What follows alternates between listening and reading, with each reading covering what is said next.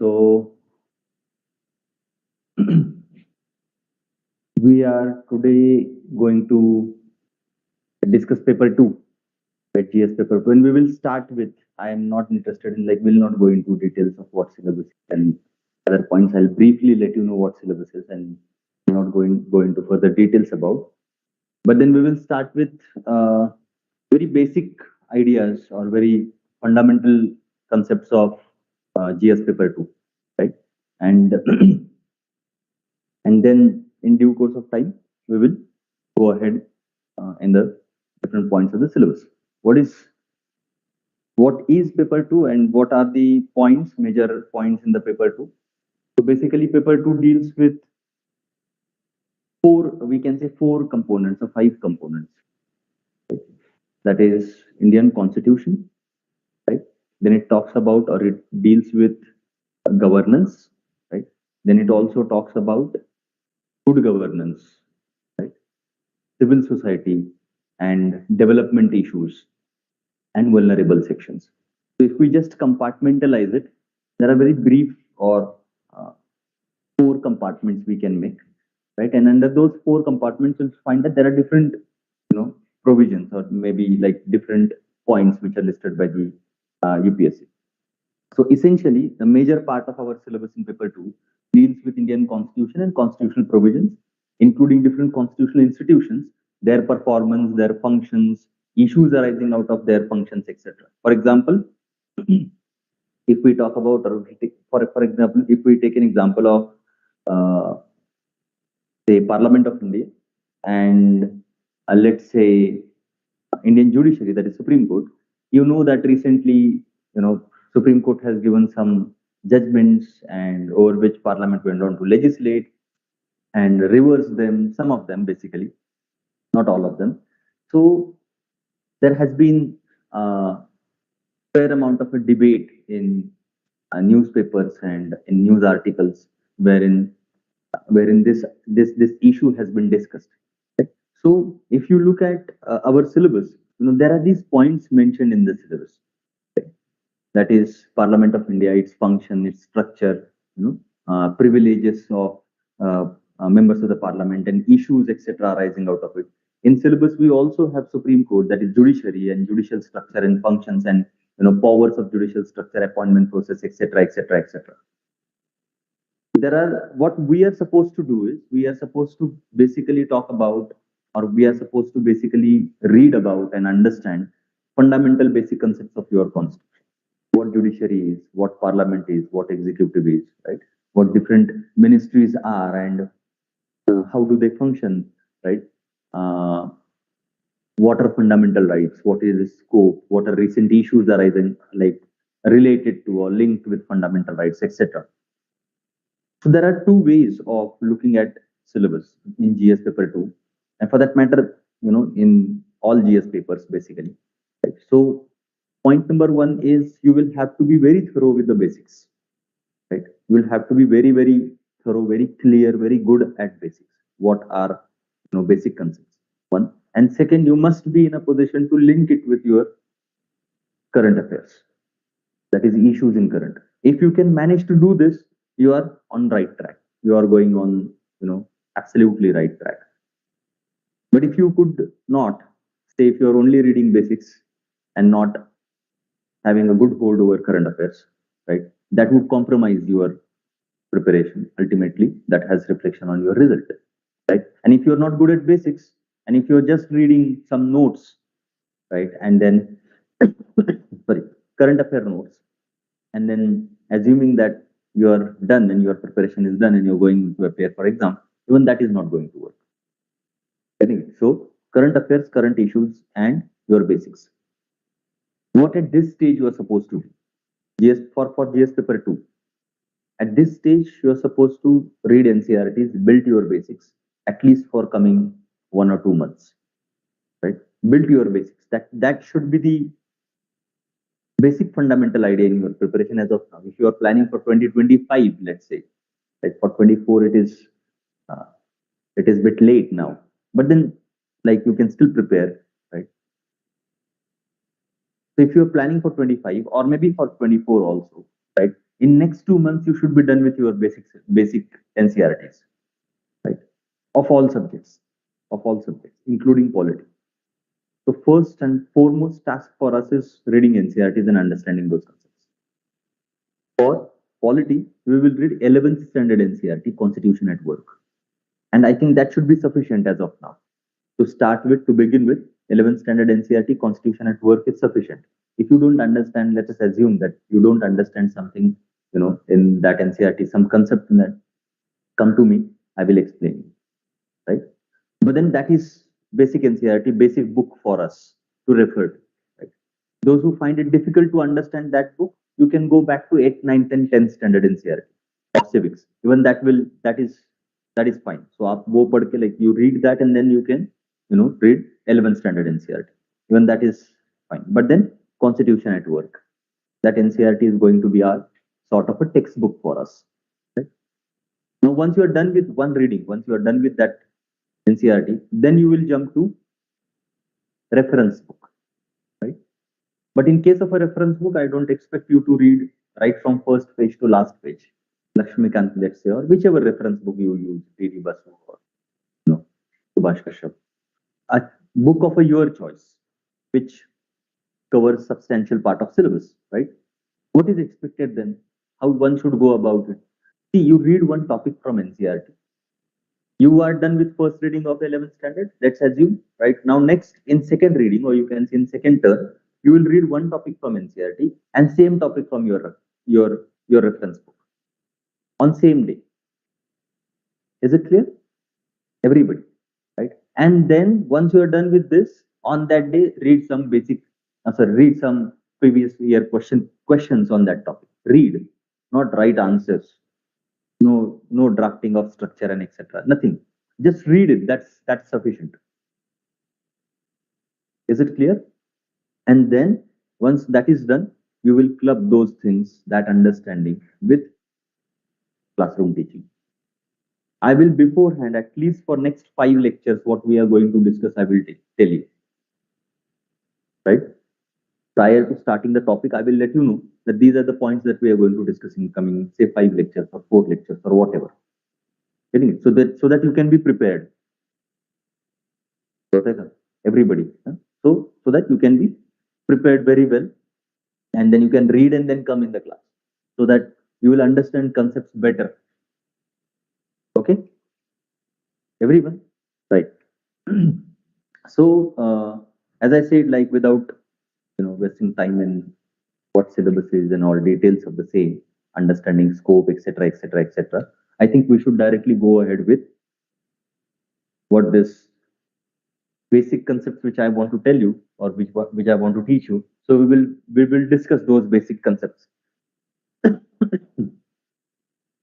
And so far as details of syllabus are concerned, all details of syllabus I have already discussed in multiple lectures, right? Which are there. These lectures are available on our YouTube channel. You can, at any time you can, listen to or watch to that lecture. You can watch the lecture and you'll get to know like what syllabus is, scope is. But do that before we start next week. Before we start teaching preamble and remaining part of this slide, right? See to it that you are already done with it, right? एक बार देख लीजिए बिना भूले वो lecture. I have explained all points of syllabus in detail. I just don't want to, sort of compromise time of our lecture. We will directly start with the teaching. This is basic NCERT, and I'm sort of going to teach you basic NCERT apart. Right? This used to be the old NCERT of 10th standard.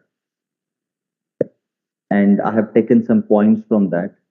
First, to explain in general what we are, otherwise what we are going to discuss in future. I think you all must be well aware of the fact, or maybe must be knowing what this word means.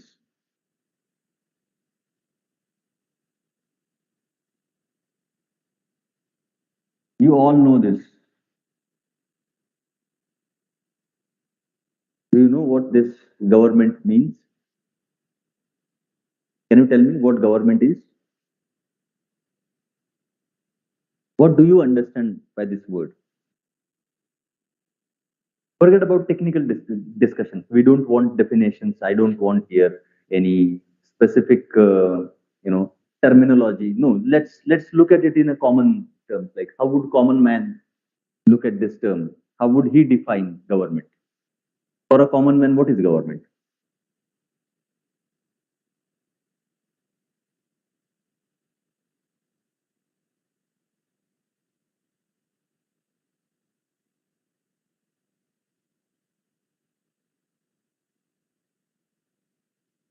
Okay, but this again becomes technical, isn't it? Do you think that common man would understand? Common man to see the government this way. If you ask common man what government is, in his definition, probably government is every authority, almost every authority, every agency that is working in public domain, isn't it? Right? Those who keep our, public places clean, officers and workers, those who are engaged into it, they are also government for common man, right? Every public office is government office for common man, isn't it? Yes or no? Right? Common man generally looks at every public office as government office, every public vehicle as government vehicle, isn't it? PMPL, for example, belongs to whom? For a common man, it is government's transport system, isn't it? Right? Railways, for example. For us, there is railway ministry. It belongs to central government, let's say, central government's exercise, right? And for a common man, it is government's transport system. Am I correct? Water boards, electricity boards. Common man looks at them as what? Government is providing us electricity. Government is providing us clean drinking water, etc. etc. Am I correct? We will look at this concept from common man's perspective. And then technically, slowly in future, like in coming lectures, we will divide them and we will understand it technically what actually government. See, government is not that concept the way common man looks at it. There are multiple branches of this. He used the term state. A state is a wider term and sort of all encompassing. And government is basically a part of that idea of state or that term called as state. But here we will not look at it that way. We will only see what government is. And again, as I said, from common man's perspective, we don't want to go into technicalities as of now. So, government, we will see what are we going to see is introduction, like what are types of government and etc.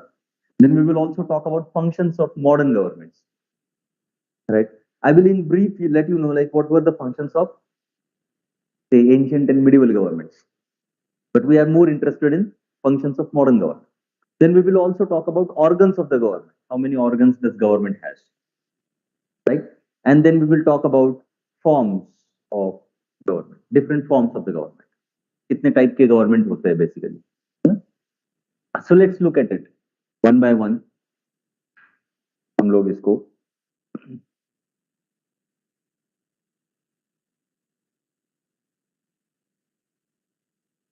introduction. Now, as I said, like what is government? What are its functions? Right? If we look at government as an agency, if I say that every task, every function that is carried out in public domain. Now, what do you mean by public domain? What do you understand by this word? Public domain. Available to public. Okay. Anything else? Yes, come on. See, I cannot, the lectures cannot be one way, right? I would always like to interact with you. So, bolo, chalo, come on. Public and private. Can we distinguish, like, can we create two domains of our life? Private life is life that is individualistic, like that these are choices, are individual activities, right? Or maybe at the max family activities. That private life probably expands, maximum to the four walls of the house. Am I correct? All activities which you are doing in your private domain are private activities. The moment you come out of your household, let's say, right, and enter into common domain, wherein all people enjoy the space, right? That is public domain. Wherein public enjoy, like as he rightly pointed out, it is a place which can be used by people in general, right? But what for? For common activities and not for private activities. We use, transport for what? For to travel from point A to point B, and we all use it. Public transport, I mean to say, right? So that becomes public domain, public place, right? Or maybe we all follow, say, for example, traffic rules. There are rules, right? Otherwise, without rules, what would be the traffic situation, particularly in Pune, then, isn't it? With rules, we have a wonderful traffic situation, isn't it? And without rules, then what will happen? You can understand. So basically that domain or that place is a place where we all collectively carry out some common activities. It may be the case that we have our own purpose of coming into public domain, right? I came in public domain to reach my place of work. You came in public domain today, getting up in the morning and then traveling and reaching here for attending lecture. Your purpose is education. My purpose is delivering lecture or maybe educating people. Correct? There were people, those who were there on the streets today. Might be some of them might be approaching or going for their workplace. Some of them might be enjoying morning time. Some of them might have come for exercise, isn't it? Barabar na Nandya? Right. So if you look at them all, who are they and where are they? They are basically individuals, but they are in a common place that is shared by us together, right, for different purposes. But if you look at their households, these are private domains of every individual. Am I correct? You're getting it? Right. Government essentially works, in general, government works at public place. The moment you come out of your private place, you immediately enter into public, or you can say common domain, wherein somebody is taking care of common activities. Somebody is looking after, or something, there is a mechanism that looks after common activities, that those common activities, collective activities must be, you know, in a synchronized manner. These activities must be followed by rules, right? These activities must not result into chaos and disturbances. There should be peace and progress, right? So ultimately, for that purpose, we have got some system of rules, right? Like for example, signals. Why do we have signals? We have signals just to regulate the traffic.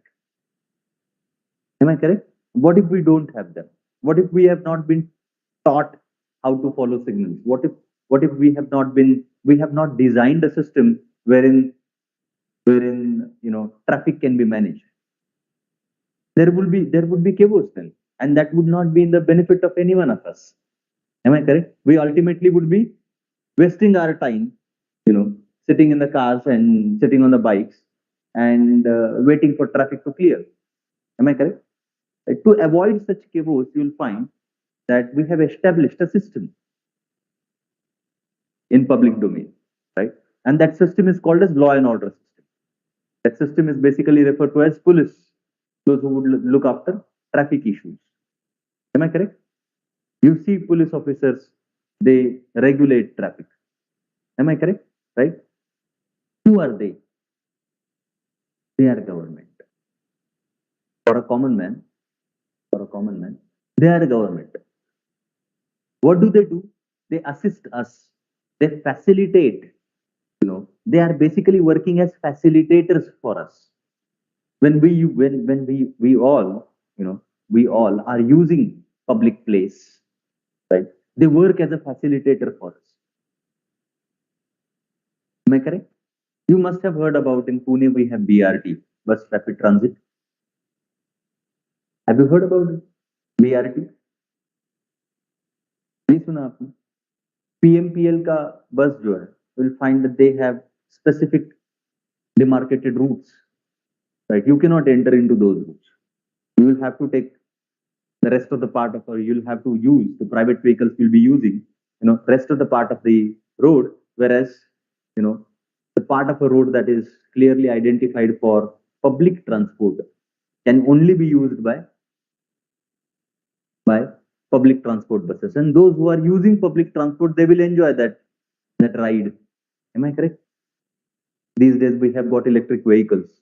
They're pretty good, luxurious, and then they have AC, and then they run with a speed almost equal to any SUV, and for that matter, they are very comfortable.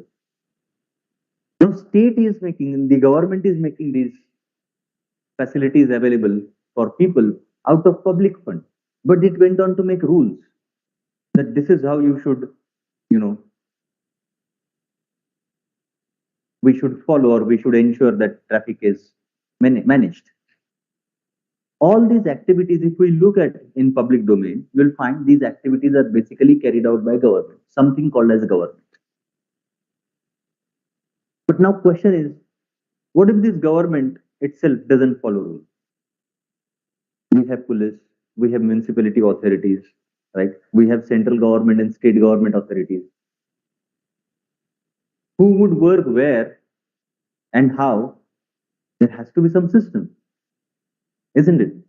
Right? Say, for example, for a traffic in Pune circle or Pune University circle, right? If it is not working good, right? Will you immediately give a call to, say, Home Secretary of Government of India that why is traffic not functioning good here? Obviously not. Right? You will complain definitely, or we will definitely put a complaint, but to whom? Probably the nearest police station.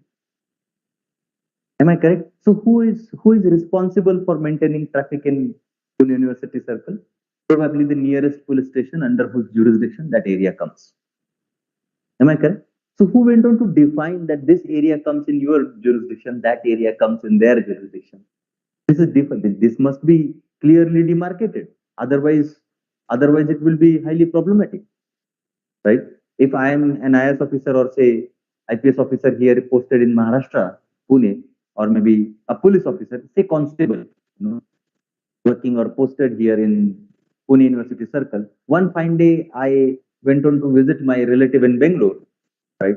And I started, managing traffic there, right?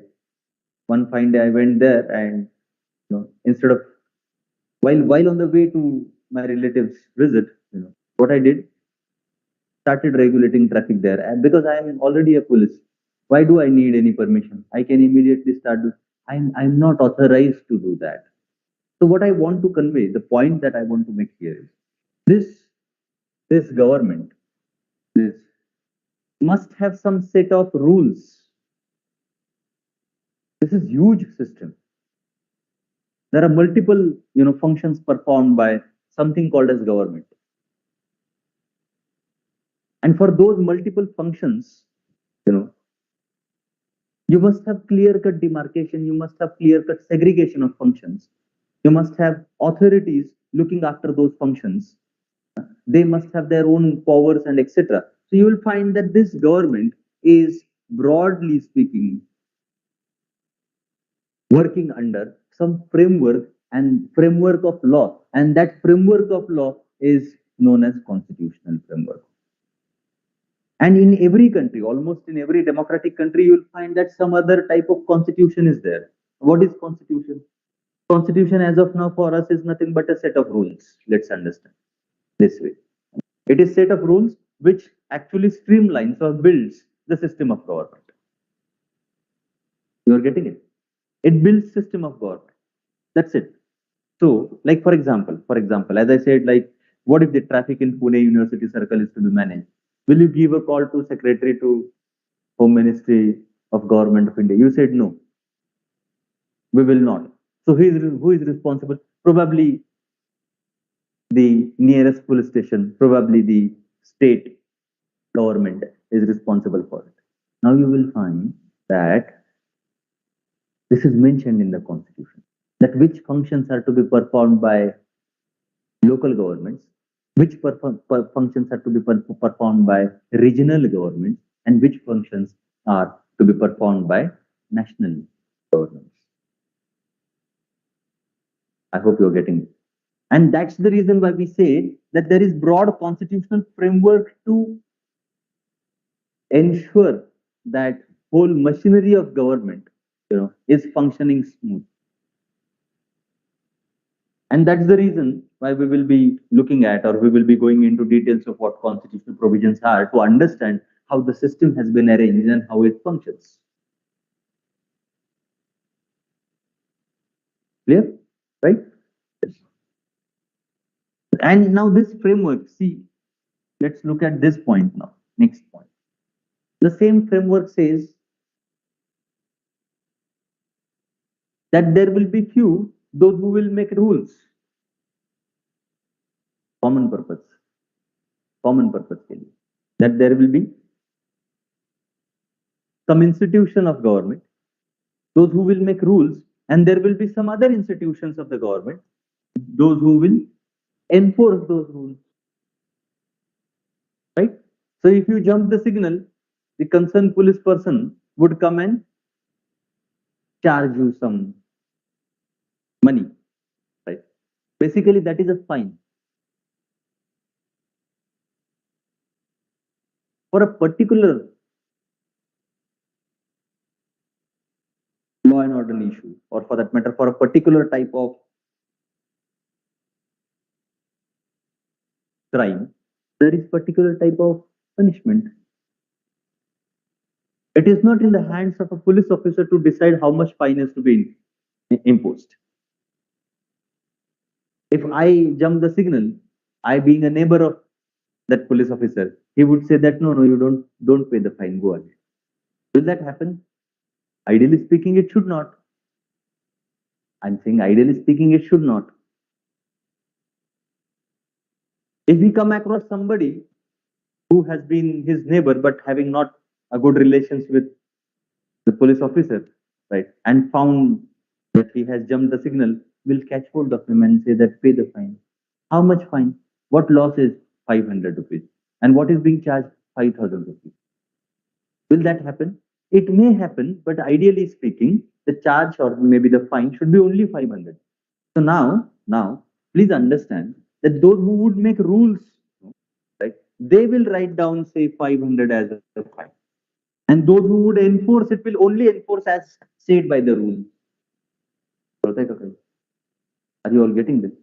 Rule makers and enforcers. We have got basically two. Here we are talking about two important branches of the government. One of them makes rule, other implements it. Right? Somebody framed traffic rules, and there is somebody who is implementing this, enforcing the same. Very simple and straightforward. I hope you are getting this. Everybody. Now, across the world, you will find that this is how government activities or government and its place has been decided, that government will work in, or government should be working for, public domain, and private domain is individual's liberty, a place where individual is free to carry out his or her own activities. Simple. So government is basically imagined for looking after public domain and public activity. Now this government, there are two important views about government. We say that at public place, government is supposed to take care of different activities. But then still question comes, to what extent should government intervene even at public place? How much should government intervene? To what extent should it carry out those activities? See, look at it. There are two important views about what government is, which we will see in detail in coming slides. But as of now, I will just introduce you. There are two important views about what government is. One of the views is individualistic, the other one is socialistic. So let's make it very simple for you to understand. Individualistic government is basically nothing but, you may call it as a government that is in favor of capitalistic type of economy. Right? I will explain that later on, don't worry. So individualistic government, society's policeman or works as an umpire. Now, what does that mean? What do you mean by society's policeman and working as an umpire? So I'll just show you one of the slides. See. working as an umpire. Right. So, what do you mean by working as an umpire? If we look at, as I said, that there are these two categories, individualistic and socialistic. Well, socialistic is basically welfare state, and two categories of functions of the government. So I will explain this and then we will come to individualistic. But when I say that working as an umpire, what do you mean by that? What do you mean by that? See, umpire comes in only when there is a clash. Otherwise, umpire has no role to play. He only stands there. Have you seen umpire directly going to a batsman and taking his bat in his hands and saying that no, you stand there, I'll let you know how to play. Instead, I will play a few balls and then you come and join me. No, umpire has no duty of that sort. He is supposed to just keep a watch on. Am I correct? Yes or no? Right. If there is an appeal for LBW, only then umpire will come in between. Otherwise, will only just stand there. Am I correct? Only when there is a dispute, only when there is a clash, only when there is a question to be decided, only then umpire will come in. That doesn't mean that we don't need umpire otherwise. Please understand this. That doesn't mean that we don't need umpire. Umpire is required. Just imagine a football match without a referee. I hope you must be. Do you watch football match? Look at the football match without referee. It would not be a match. Am I correct? They won't play. What will they do? Exactly. They'll just keep fighting with each other. Am I correct? And same may happen in case of cricket also. Some of you might have seen this happening in gully cricket. Somebody who has power will rule. No, I will only bat. Whatever is the situation, you keep bowling. But when you have umpire there, would decide no, after 6 balls you need to change the place and change the bowler, etc. etc. I hope you must be. So umpire is required. But you know that the umpire only intervenes when there is, see their expression, no? See the batsman and see the smile that umpire has. Says that okay, fine, you are fighting, then I will come in between. Otherwise, I have no role to play. I hope you are getting this. Everybody. Right? So individualistic government is basically a government that plays a role of an umpire. It works as society's policeman. I will explain that later on. हम लोग देखेंगे. Then next we have socialistic government, which is basically a welfare state. Is not an umpire.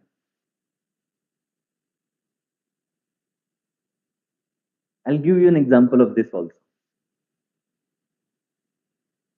Again, same Port say that. You understood what is the role of umpire, right? Now my question is, what is the role of coach?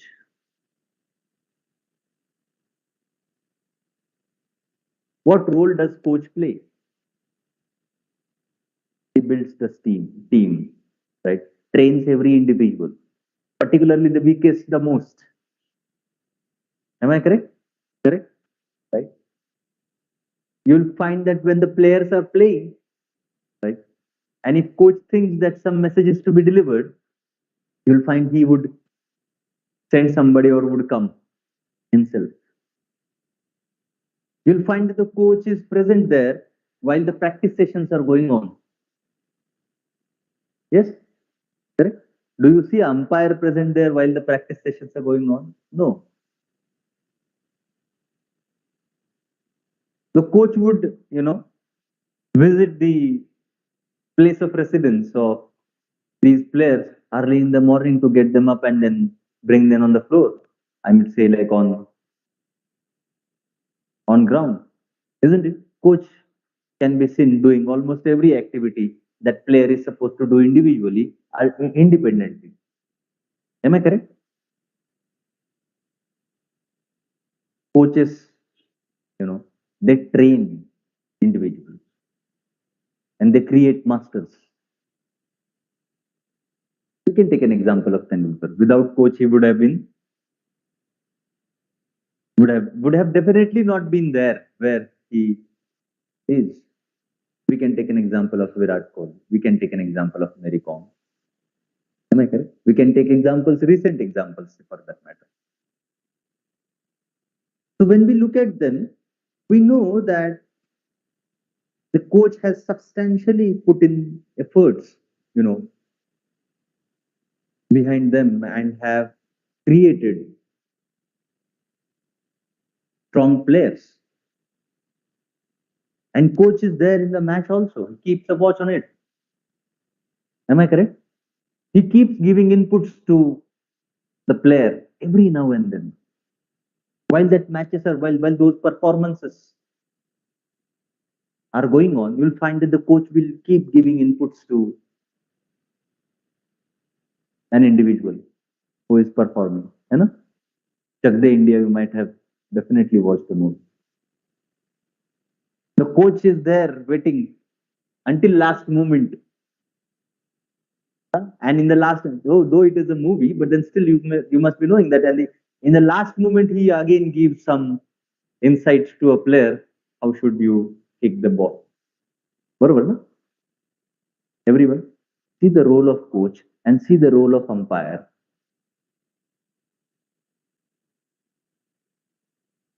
Getting it? That is the difference between two types of government, capitalistic and socialistic. Keeping it very simple to understand.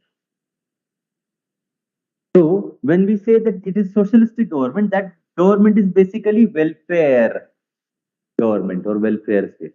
See, the coach is doing welfare, he himself gets up in the morning at 4 o'clock and goes to you'll find he is present on the ground.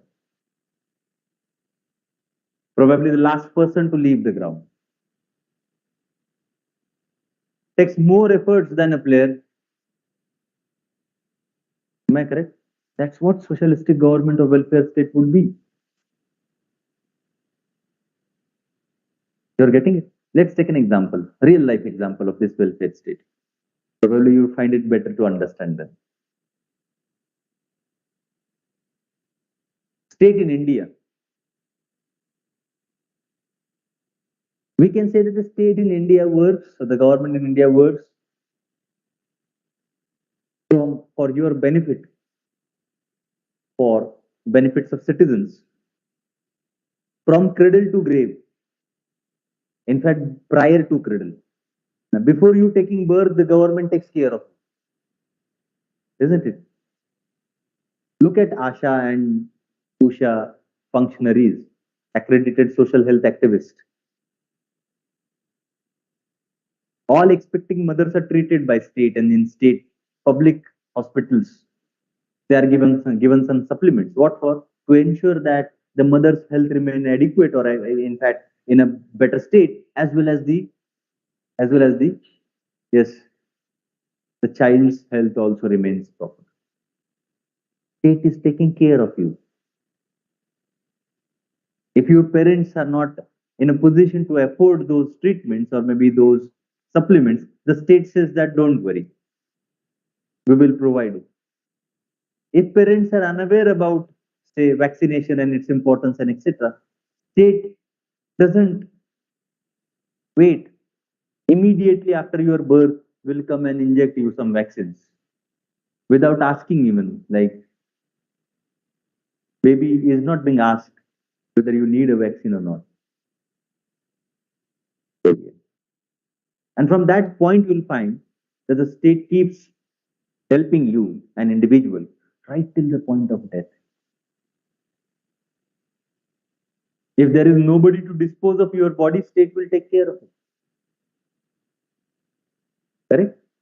And that too with all rituals. You'll find that the state performs all rituals and then accordingly, according to rituals, state will burn and then probably,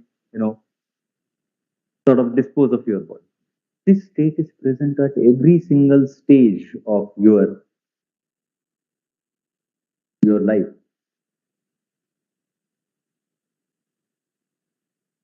Your parents are not earning enough, don't worry, state will provide you midday meal. You cannot get education, don't worry, there are state education institutions.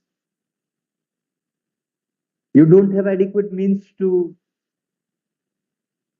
pay for your education, don't worry, there is EWS, there are reservation quotas wherein you can take help of and can excel in some other field of education. Who creates employment opportunities? State, government. You cannot build household for yourself, no issues, Pradhan Mantri Awas Yojana will take care of it. You're getting it. So look at the state here, which is focused on welfare. I say that this state is basically nothing but a coach present throughout your journey. And not just throughout journey, even after you attain your point or your success, coach is still there to give you or guide you or help you in going ahead.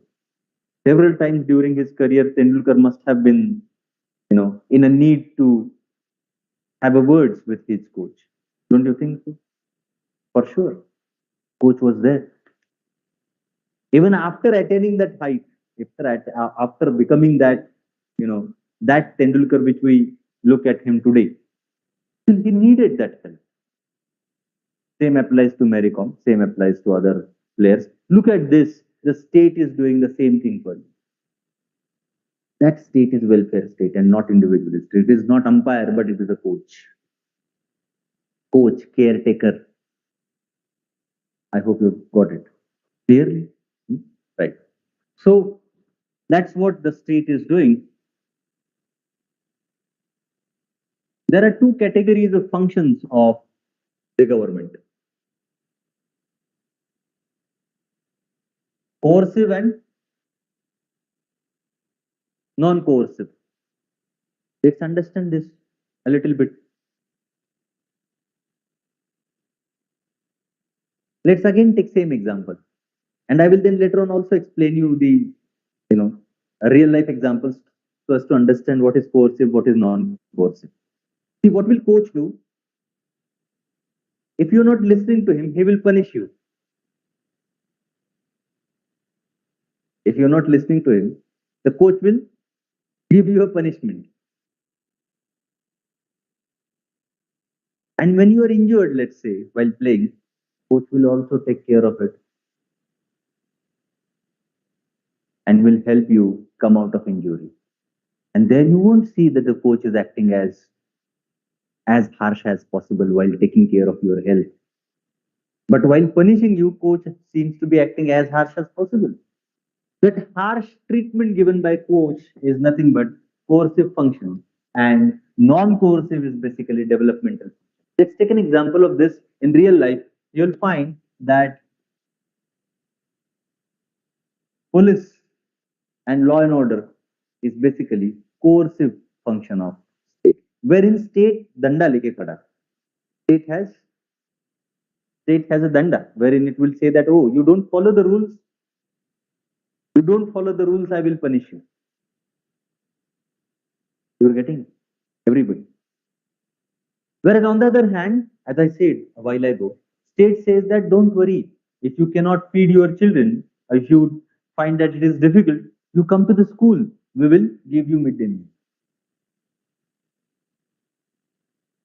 Developmental function of the state. These are just few examples I just want to let you know. And so that developmental function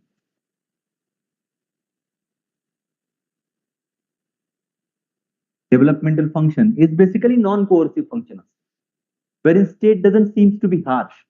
State seems to be somebody who or something that is taking care of our needs, nurturing us, our growth, our overall development.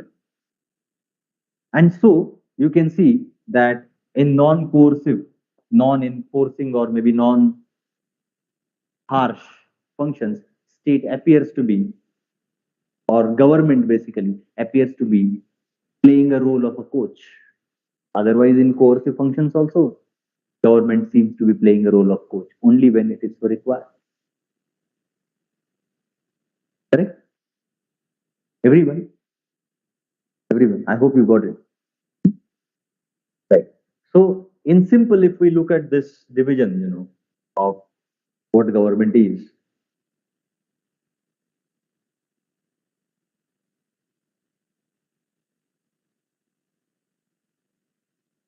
so individualistic government, right? So, it only works as society's policeman or as an umpire in a game, right? As little as possible interference. The umpire will interfere only if so required, otherwise will not interfere. Only if it is required. Only then umpire will interfere or intervene, otherwise he will not. There is competition between society members and that they look after their interest. What does that mean? Now see, as I said, umpire would only intervene if so required. And what do the players in the match do?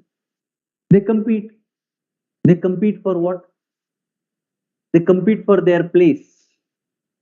Probably for you may call it as their superiority to prove that they are best, right? Right? But they all compete, and umpire will or referee will only take care of dispute if any. Otherwise, referee has no role. Umpire has no role. So these members of such societies wherein we have umpire type of a government, that is individualistic government, you'll find that these members of such society, they will, look after their interests on their own. There will be competition between the members of the society. They will compete, strive to, earn their bread and butter. Look at US, look at Western countries. Most of the Western countries, you'll find that they are based on this idea of, you know state which is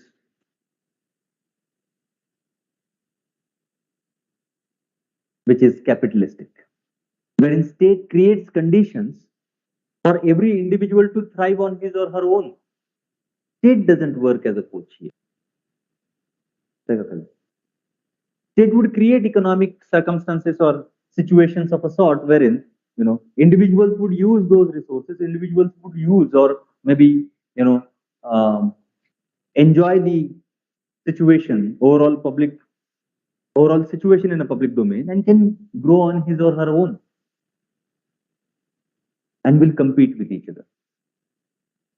Let's take an example. See, what did state do? Like government in India did. Said that for communication, we will keep it open. Let private players provide all internet services and also communication services. Earlier, only state used to do that. Government used to do that. BSNL and MTNL, Bharat Sanchar Nigam Limited. I think you must be knowing it. And now you can see, along with BSNL, there are so many private players now, isn't it? You have Airtel, you have Vodafone, Idea, Jio. Barabar? So when we look at all these private players, you will find that they are competing for market. They are providing best possible services to us. Am I correct? And what do? We are taking services from them.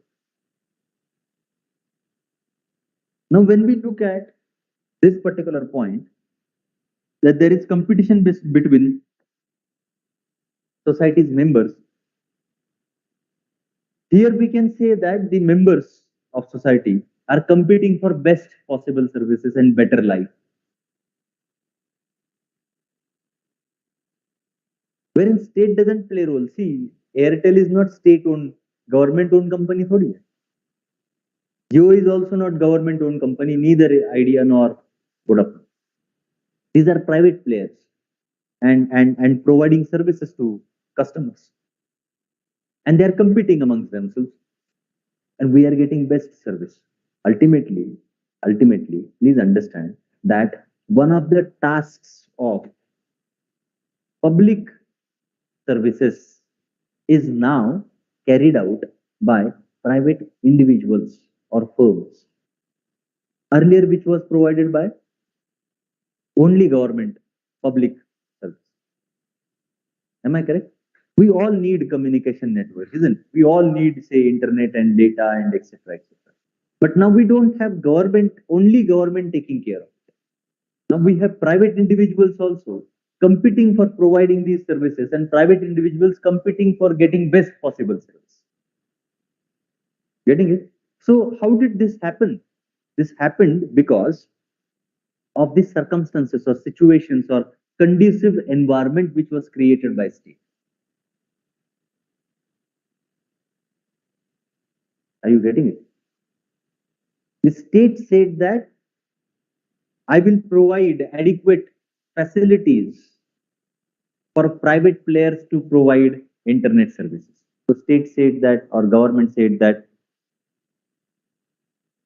you can run your business and we will help you by creating adequate situations. We will, sort of change some rules, some harsh rules which are not permitting you to carry out the business. We will change some of those rules so that you can provide those services. Are you all getting this? Everybody. And slowly you will find some private agencies started growing. Here, everybody, right?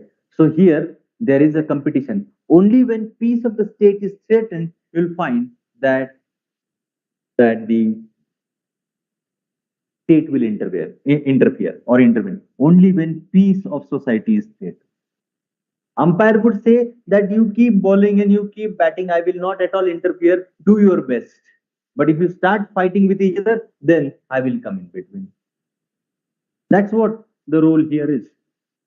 When there is threat to peace, that is, when there is some issue of law and order, you will find the state, the government will intervene. Everybody. That is capitalistic or individualistic state or government.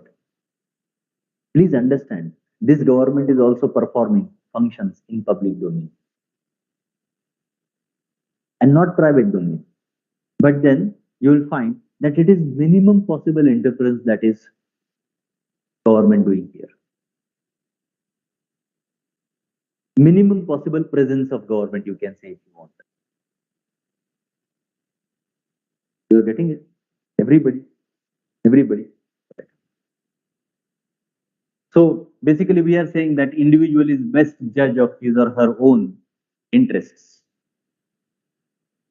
The assumption is that individual knows what he or she wants and is in a better position to understand what is required and will search for such best things in market or in public domain and will get it. Why? Because the circumstances have been created. Like for example, what do we do while we choose some internet service provider? Do you ask government that which is the best? No, you decide it on your own, right? You just go to the market and do survey, and then you get to know like this particular service provider is providing better services within and quite cheaper also. Who is the judge of your interest? You yourself. And it's not government. It's not government which said that no, you go and buy BSNL connection. If only BSNL would have been existing and no other service provider, then we had no other option but to take BSNL service.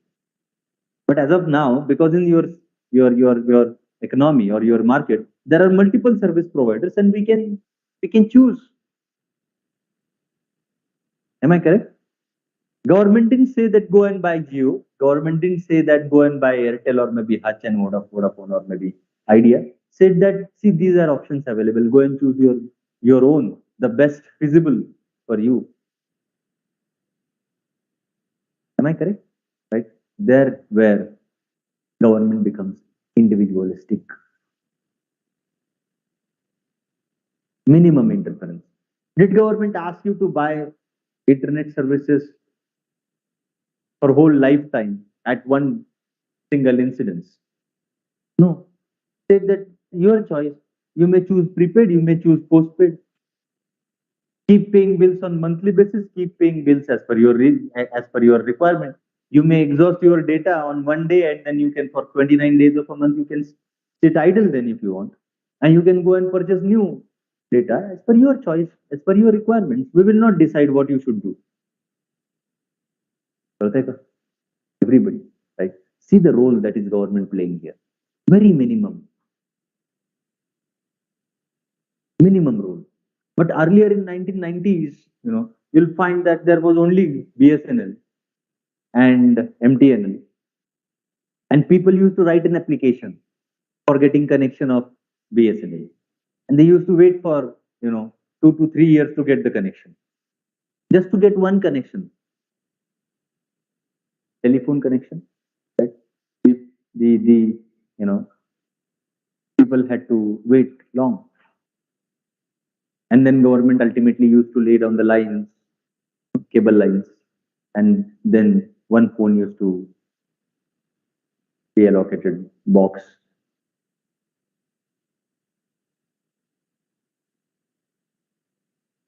So when we look at those functions, you'll find that the only state used to provide, and in today's time you'll find that there are private agencies as well as state which is providing the same, and we can see that the state is BSNL and MTNL still there. Am I correct? They are still providing services to those who cannot afford to purchase it at market rate, probably. Farmers, let's say, probably farmers won't find it easy to pay the bills and then on a monthly basis, right? So instead, state said that no worries, I will provide you subsidized rate. I will provide you, the same connection. I hope you're getting this, everybody, right?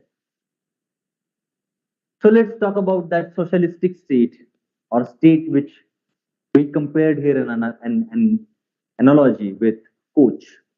Let's look at this coach and what is he doing. See, the coach ensures that there is free education, housing, pension, retirement benefits, etc., etc. Right from this stage of your life till this stage of your life, state or coach is helping you to grow, helping you to maintain your life, helping you to sustain. That is socialistic state. The state which aims at social welfare, which aims at or keeps society at core at every single action of the state, the purpose or focus of every single action of the state is basically society at large. Common benefits is a focus. Common interest is a focus. Society based on cooperation and not competition. Here you don't see competition. In such a state, there isn't a competition, there is cooperation.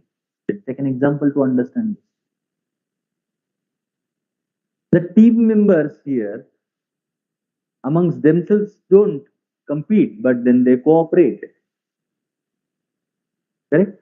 In similar manner, you will find that the society here, in socialistic form of a government, doesn't compete, right? But cooperate. Let us take an example of the same.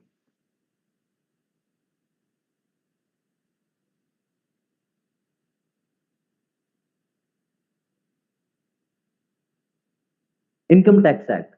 Those who are earning more will be yes, will be paying more taxes.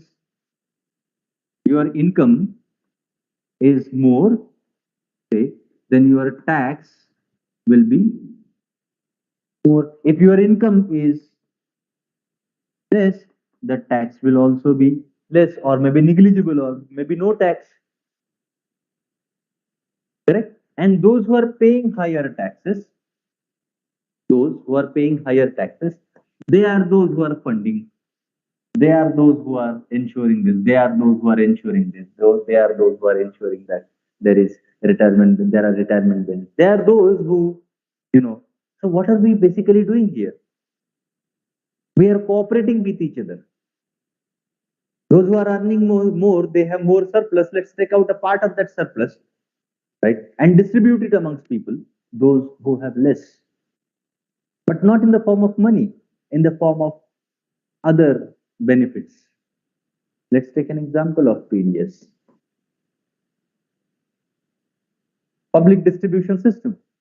What is it? We are basically giving subsidized food grains to at least 60%, 65% population of India. Basically more than that. आज का number हम लोग देखेंगे. Am I correct? Subsidized food grain. So how come like 1 rupee kg or 2 rupee or 3 rupee kg say wheat? How is it possible that we are giving it at subsidized rate? Somebody must be bearing the cost of that product, isn't it? It is produced not at 50 paisa per kg. The cost of production for a wheat, 1 kg, must be at least between 15 to 20 rupees. If not at least 10 rupees, let's say, cost of production. Correct? But here we are actually selling. It is a sale. Am I correct? At subsidized rate. And that too to the 70% population of India. How is it happening? Like somebody must be bearing the cost then. Yes. And that somebody here is nothing but government. Now, we shouldn't only say government. Basically, you know what that somebody means, what here government means. We collectively are sharing the burden of PDS, burden of free education, free housing, pension, retirement, etc. Any subsidized scheme that we are running, right? We all are sharing the burden of welfare because we understand that the fellow citizens, fellow members of our society must also get adequate. And there shouldn't be concentration of wealth only for the benefit of few. And so we said that we will cooperate. And so we are cooperating. So the tax laws basically is a mechanism that we designed, to take the surplus, excessive surplus, and then use it for the purpose of betterment of rest of the society. Example, healthcare, free education, right? Public transport, subsidy in agricultural inputs. Look at different, different provisions of the government, different schemes of the government, and you'll find that all those different schemes of the government are basically funded out of collective activity, out of common resources.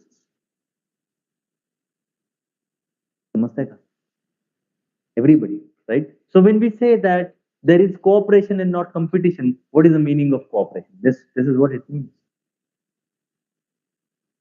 I hope you're getting it. Everybody, we're going to look this, or we're going to discuss about all these things. See, your syllabus has point, wherein vulnerable sections of society, different schemes, and institutions and laws, their performance, etc., is a part and parcel of your scheme, your scheme of syllabus.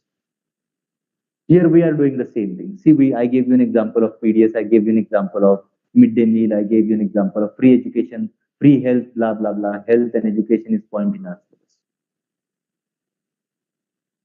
We are just trying to create background to understand our syllabus in coming time. So if we are socialistic, right, then we are basically working on the principle of cooperation, right? Next, performing wider functions, not just policing or coercive. I give you an example of this also in that analogy. State is not looking only after law and order. Firing का काम नहीं कर रहा सिर्फ state. State is equally looking after functions which are beyond the scope of law. State now takes the responsibility of giving you vaccines. State is responsible for giving you education. State is ensuring that you get employment. State is ensuring that you get corona ka vaccine free of cost. But state is ensuring that there are public health facilities, and that too up to the mark, right, wherein people at affordable rate or minimum possible rate, almost negligible rate, wherein people can get affordable services, health services.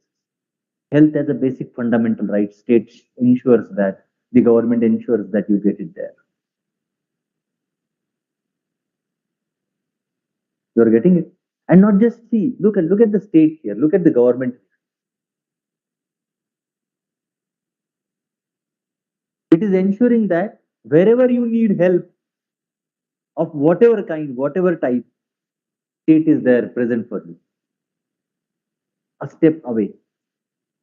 Maybe not even step away. Side by side, state is there always.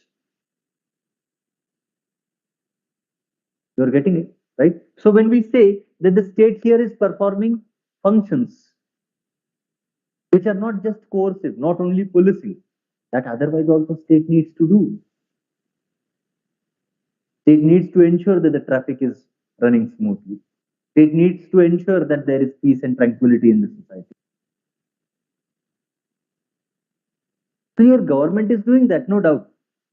That is there. But along with that, your government says that, oh, newborn baby, let's go for, the health checkup and then vaccines and etc.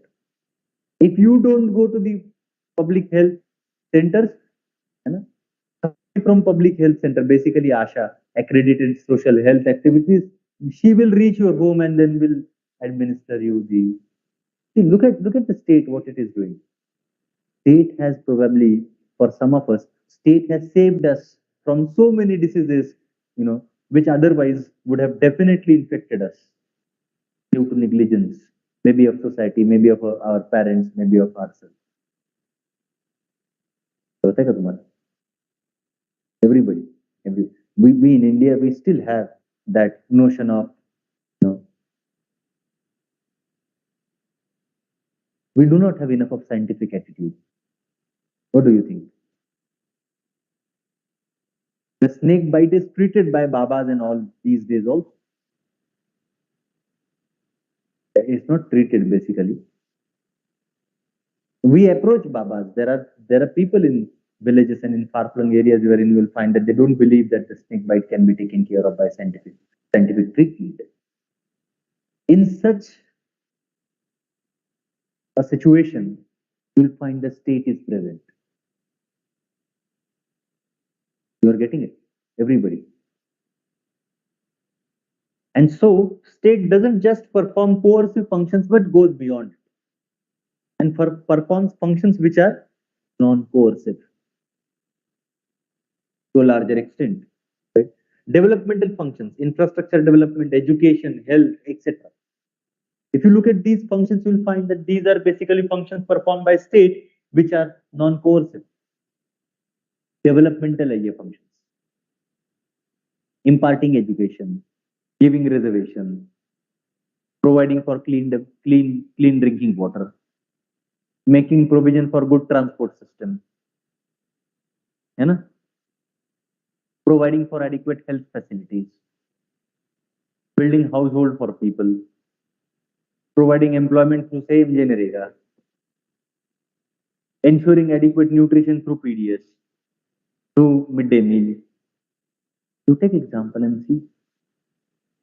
These are all examples. If we look at, these are examples of all developmental functions to be performed by state or which are performed by state. So when we say that the socialistic government is the government that is taking care of all these functions on its own.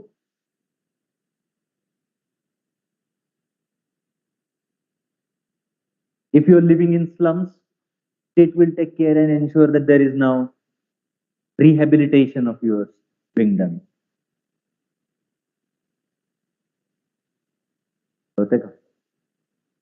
Right? The government is a major catalyst in the welfare society, balancing redistribution of resources. I gave you an example of this. Major catalyst in society. What do you mean by that? What do you mean by that?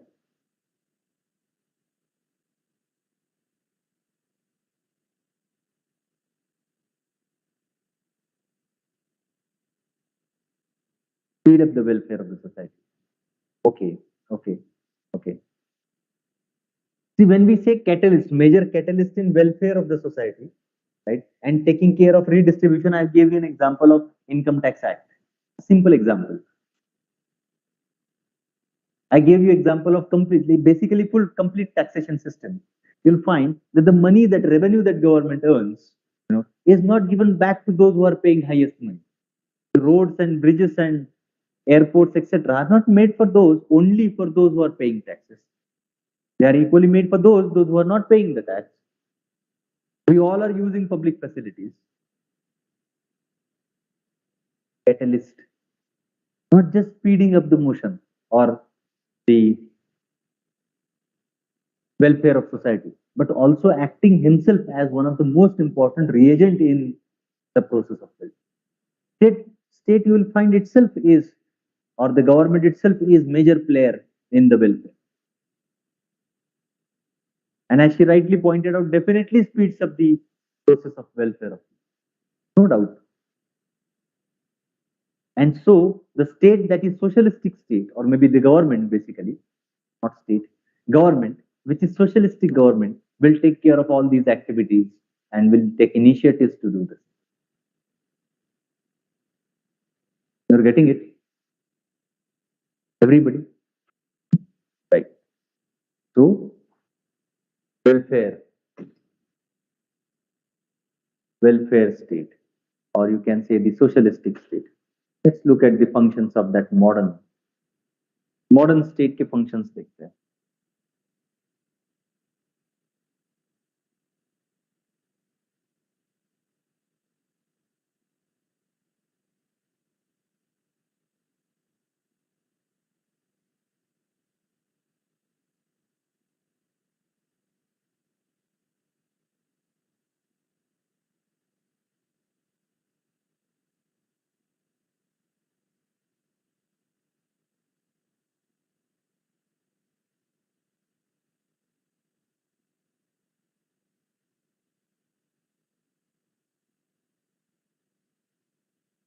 So let's look at it. What are functions of modern state? Basically, welfare state. Now you know this, right? What is it? Ration card. So when we look at state, state is doing welfare. Now we are talking about our government, let's say, welfareistic government, welfareistic state. Active engagement in economic activities. Almost all economic activities, you'll find the state or the government is actively engaged. I gave you an example of BSNL. We can take examples, multiple examples for that. Wherein state is actively, take example of all PSE, public sector undertaking. Public sector undertakings. Who is running public sector schemes? State, government. Who is providing you electricity? Government. Discoms, distribution companies. Who is providing you clean drinking water? Government. Right? Do we have higher educational institutions run, and for that matter, primary, secondary, tertiary, all types of educational institutions run by state, government? Yes. IITs, IIMs, IITs being more particular, government institutions. Right? Do we see health facilities provided by the government? You'll find economic activities, even production. Let's take an example of food grains. Food grains, sir, you may say that, sir, government is not a farmer. Yeah, definitely not. Farmer is on his own. Farmer carries out farming activity. Do you know that government supports farmer? Subsidized inputs in farm, Electricity is also subsidized. Water supply is also subsidized. Right? Government then provides for minimum support price. Then government says that we will also provide you procurement price. Right? Then government says that don't worry, we will also provide you food grains through PDS. Look at the provisions that are what is this? Government is basically engaged into economic activity. Fasal Bima Yojana. Fasal Bima. Government provides you insurance. For what? For your fasal, your produce. Due to some random economic, random climatic phenomenon, if or maybe for some any other reason, right? If you couldn't produce and if your investment goes west, in that case, government will provide you security of your investment. Fasal Bima Yojana. See, look at them only from the point of view of initiatives taken by government. We will later on in our lectures, we will understand the effectiveness of these schemes, what improvements needs to be done, what loopholes have been left, what is deficit, etc., etc. That is different story. But then see, government comes, at least government is coming up with the initiatives for the same. And this is story of India right from 1950s, right from very first government which was established, right? Since then we are doing this. PDS is not new scheme. None of the schemes for that matter absolutely new and very fresh.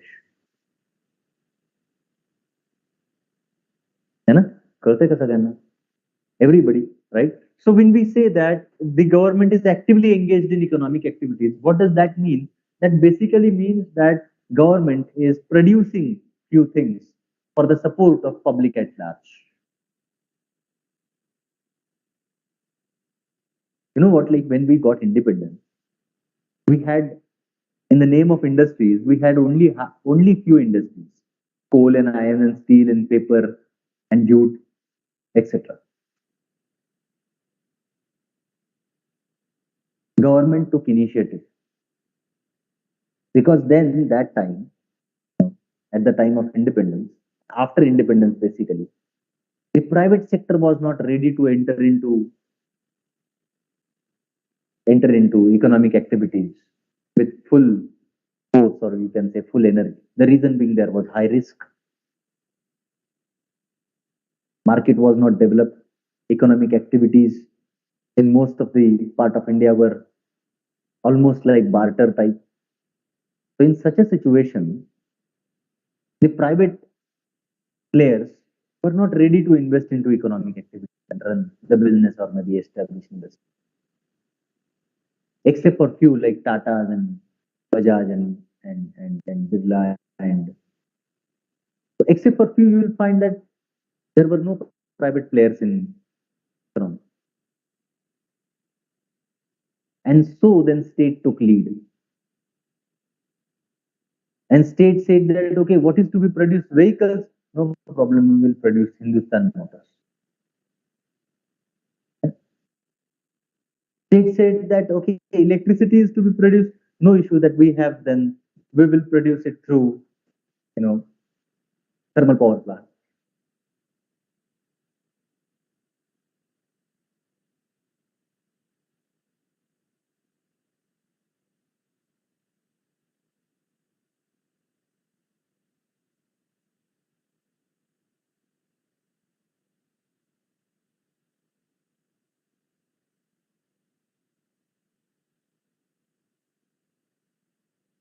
But look at the presence of public sector banks even today. You are getting it, everybody. So state is heavily engaged into economic activities. Same distribution of PDS, running schools and hospitals, etc. Right? Setting up of industries, transport network. Not a minimal state, but maximum state. I will explain this later on. But see who has established industry? State. Who has established transport network? State. Who is running PDS? State. Whether state runs hospitals and schools? Yes. So you will see that all these activities are basically carried out by state in India, government in India. Everyone, right? So when we look at the activities carried out with state, we can say that, oh, these activities are basically welfare activities. So we're getting it, everybody, right? Not a minimum state, but maximum state. What does that mean? That means state is present everywhere, assisting you, helping you in your activities, in your growth, in your life, in your public life. State you will find is taking care of. Though today the slogan is minimum government, maximum governance, right? That's what is the today's slogan, right? The government today says that we will try and maximize the governance. What is government and governance? Government is structure. Governance is effect, impact of that structure, influence of that structure,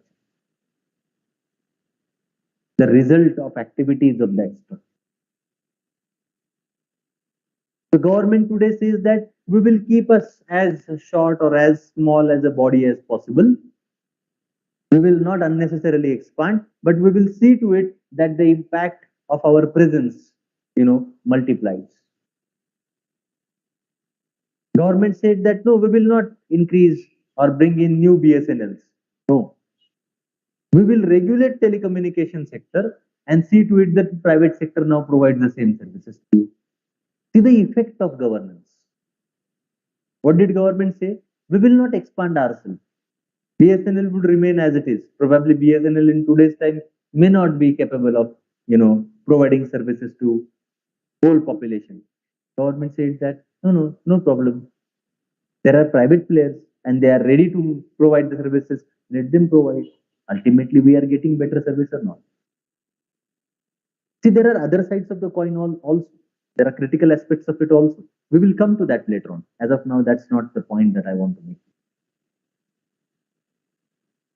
Are you all getting this?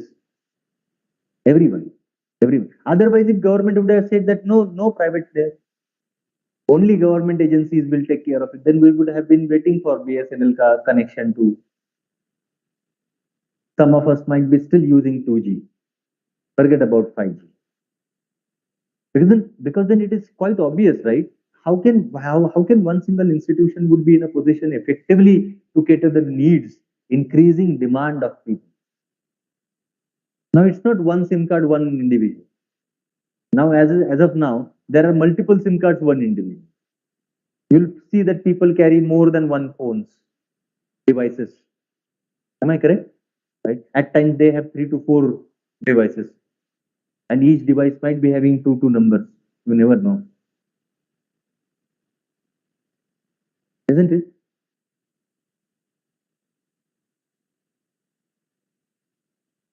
And so we can say that the state is here in this type of a government. You will find that the state is not minimum. State would try and expand its activities to as many people as possible, reach as many people as possible, and try and do betterment for them. Will be doing betterment for them. If you cannot access public health system, don't worry, we will reach you. There are moving on doctors on wheel, or you can say there are public health centers which are movable public health centers, visiting different villages. There are multiple civil society activists in the form of NGOs, those who provide such services along with state. Along with state. In Assam,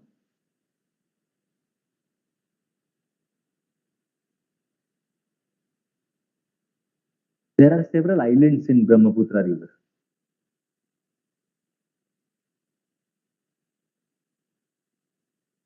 And there are people residing on those islands. They need medical services, they need help at times. They cannot access the public health centers there. You know what is being done? There is an NGO called as AKHA. AKHA is basically ship of hope, floating. State, matlab government services, Along with government, some NGO doctors, they basically they go there to those. Look at the state. What is state doing? Trying to reach you, trying to maximize the effect. So minimum नहीं रहा state, maximize होने की कोशिश. Basically, state is trying to maximize itself and trying to reach you and do betterment. If you cannot access, if you cannot afford, if it is not available, don't worry. All that access, availability, and affordability will be ensured by government. Government will reach you or make things reach you. I hope you're getting this. Everyone. Right. Significant concentration of powers and power and influence. Yes, it has to be. See, look at the state. The coach which I said, coach and umpire, the difference which I gave, right? The umpire may not have all those powers which coach has. Coach has significant powers to intervene at whatever stage of your life. Coach would say that no, I will not let you go today back home before 7 o'clock in the evening. You do practice. I don't know, you must master this skill today itself and only then I'll let you. Umpire on the other hand would say no problem. Whether you are coming at this number or that number in your batting order is none of my business, none of my concern. Whether you perform better or doesn't perform, none of my concern. You're getting it. But coach, on the day of match, you don't perform, coach will there sit and will give you a lecture. And probably danda also. See the power of the coach. But then look at the effect of the coach and his activity. Right? Coach is grooming you. Umpire is not grooming you. Umpire says that all set. You are already groomed. Now play. And so the coach probably needs to have enough of power, and coach will also have great deal of influence on you, and not umpire. I hope you are getting this. That's why the state or maybe the government, that is welfareistic government, need to concentrate power in itself so that it can do benefits, or it can multiply the benefits for people. If it doesn't have enough of power, if it is not influential enough, how would be it then serving the needs and demands of people at large? It would not be. What if the government doesn't have power to enforce Income Tax Act? Why would people pay tax then? And if people don't pay tax, then the government will not be in a position to do welfare, provide sort of free or subsidized services to those who are needy. What do government do then? ED. ED suna hai apne? Must have heard about ED, Enforcement Directorate. Must have heard about income tax officers. And what are they doing? What do they do? They go and see to it, enforce the Income Tax Act. If you have not paid the money, not paid the due tax, they will, with penalty, they will recover the tax. Getting it? So it needs to have enough of power. But everybody is not defaulter to use the power. Am I correct? Because it has power, there is an influence, and under that influence, you'll find people don't act as a defaulter. Most of them pay tax. You are getting it? Everybody. And so there is significant concentration of power, you can say, in a government that is aiming at welfare, in a government that is socialist. State with all these, or the government with all these powers, can bring in positive change. Of course, yes. Look at the effect of the state. If you notice that the state has provided so many of us free education. Some of us sitting here might have come from government colleges or maybe government schools. Just imagine for a while, what if you had to take an education into private school? Probably you would have been a dropout, isn't it? So when government provides these services, let's not go into the quality of services at all, right? But education as basic fundamental, you can say, right, state ensures that you get. Namaste. And so it can bring in great deal of a positive change in our life. Providing for health services also, you'll find that it brings in a positive change. Look at this, those who cannot afford food, very fundamental requirement for sustaining life. State says that we will provide it. Government says that we will. Look at the impact. Look at the influence of these, these activities. How influential would these activities be?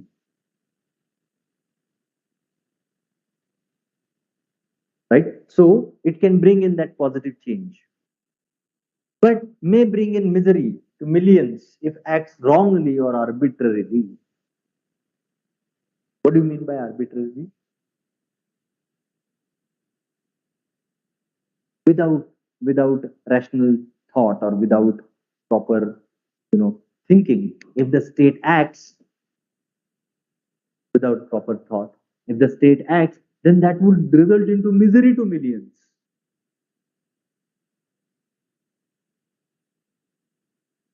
The government said that we are going to demonetize some currency. Suddenly it went on to create havoc.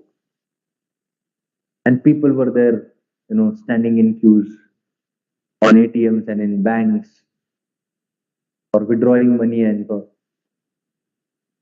depositing money. You know that. That sudden announcement resulted into misery of millions.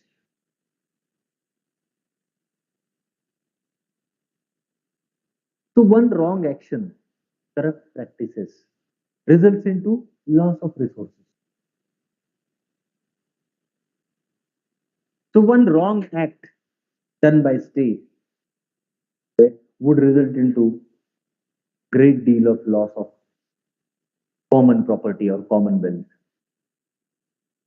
So when we say that this state is powerful enough and can bring in that positive change, in similar manner, if we look at if that power is misused, then that state would result into, or that activity will result into what?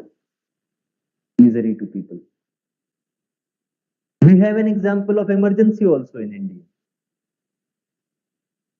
right? And equally important, we have examples, recent examples, very recent of this year, this century's examples in India. Riots in Gujarat couldn't be controlled by state. Riots in Delhi, state failed. Right? Riots in Muzaffarnagar. You'll find that these places or these types of activities resulted into misery of millions. Such an arbitrary, or maybe if not arbitrary, state couldn't actually control it. That resulted into loss of public wealth and public tranquility and public confidence in law and order. I hope you are getting this. Everyone, right? So look at the state that is welfare state. The state which is welfare state will ensure that, it can bring in positive change, and a state which is welfare state, if it is using those powers in an incorrect way, in a wrong manner, or maybe in an arbitrary manner, you'll find that would result into compromising benefits to the individuals. समझ में आया सबको? Right? So this is what is welfare state and welfare activities. What we will do is, now the next part, we will look at the next part in next lecture, and we will start from organs of the government in next lecture, right? And we will complete this part. Once we are done with this, we will start with preamble to the Constitution, right? After preamble, so you can read beforehand, right? So after preamble, we will talk about, or we will start with salient features of Indian Constitution. Clear? Everybody? Right? Okay, great. So for today, then we can stop here. As I said that please start reading 12th standard NCERT Constitution at Work. Right? that is the fundamental textbook that we are going to use, Constitution at Work. And then with that, you may read Lakshmikant also. Right? If some of you have already gone through 12th standard NCERT, Constitution at Work, I would request you to again read it. Clear? Okay. Thank you so much. See you in the next lecture.